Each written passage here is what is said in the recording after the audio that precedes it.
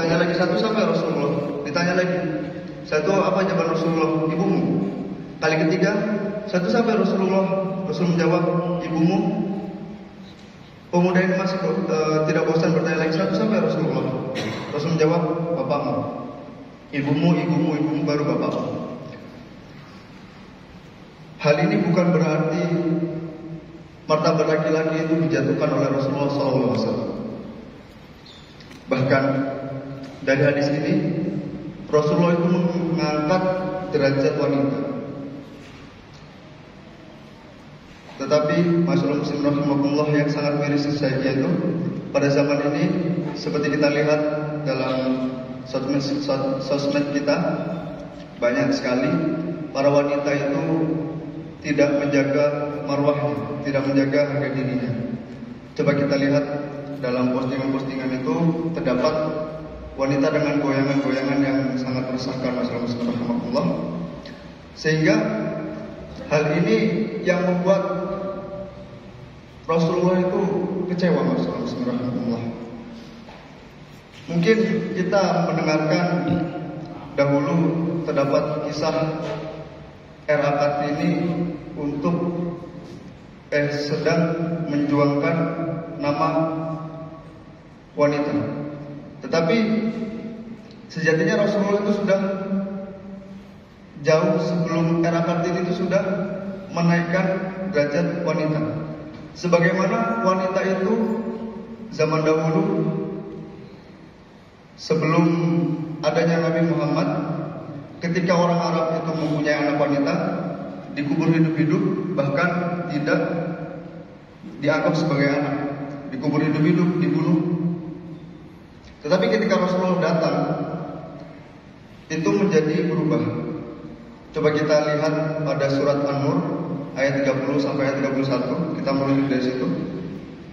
Qul lil mu'minina yaghuddu min absarihim wa yahfazu furujahum, dzalika azka lahum min Allahi khabirun bima yasnaun. Ini untuk para ikhwan, untuk para bapak-bapak, untuk para adik-adik remaja mungkin. Untuk para laki-laki, qul lil mu'minina, katakan kepada para laki-laki itu, para ikhwan, yaghuddu min absarihim, untuk menjaga pandangannya, wa yahfazu furujahum, dan untuk menjaga kemaluannya. Dzalika azka lahum min Allahi khabirun bima yasnaun. Ketika kita mengkaji, mungkin kita hanya melihat pemaknaan ayat tersebut di surat An-Nur ayat 30 ini, itu hanya letak saja. Qul lil mu'minina yaghuddu min absarihim dzalika azka lahum dzalika khabirun bima yasnaun. Hanya mengkaji maknanya saja. Ketika kita mengkaji secara bahasanya, masalah muslimin, ternyata sangat luas.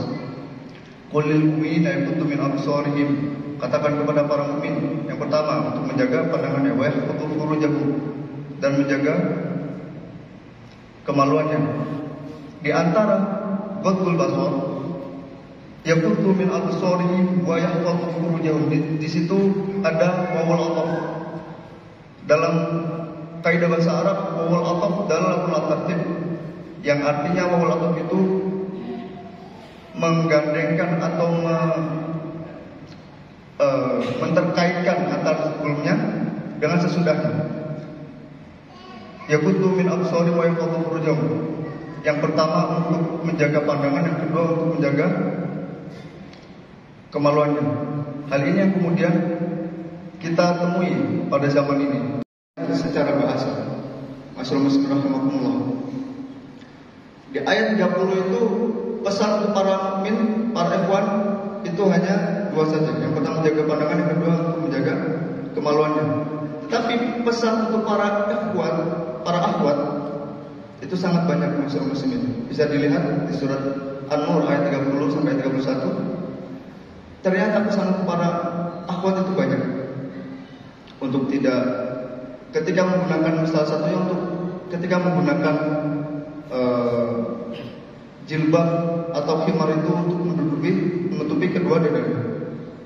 Hal inilah yang kemudian menjadi pertanyaan besar bagi kita semua. Sudahkah kita mendidik generasi-generasi setelah kita itu untuk memahami Al-Quran? Sehingga disuruh untuk mengurusi kaum Bani Israel. Nah, Di sini terdapat ijaz ilmi. Ternyata ibu itu menurunkan genetik secara emosional maupun secara intelektual. Makanya beberapa ulama mengatakan al-ummu madrasatul ula lil walad. Hal ini sudah dibuktikan oleh Nabi Ibrahim alaihissalam. Ternyata Siti Hajar itu ketika mengandung Ismail alaihissalam, Nabi Ismail alaihissalam, itu diuji kesabarannya oleh Allah. Yang pertama, sebelum melahirkan mempunyai permasalahan hamil tua. Yang kedua, ketika melahirkan tidak keluar air susu ibunya. Setelah itu mencari ke Safa dan Marwah itu 7 kali putaran, baru ketemu air Zam-Zam. Yang ketiga, ketika Nabi Ismail hendak ingin disembelih, itu bagaimana Siti Hajar itu sebagai ibu yang diuji kesabarannya. Maka Nabi Ismail itu sangat sabar, Mas Bismillah.